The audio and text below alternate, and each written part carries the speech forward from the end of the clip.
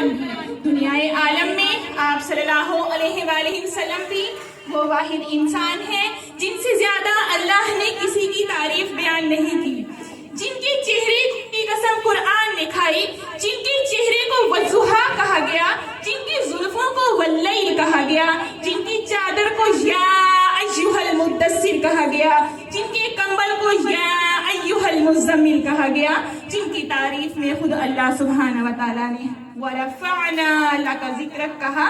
کیا ہی کہنے اس محبوب ہستی کے کہ جس کو رحمت للعالمین کہا گیا۔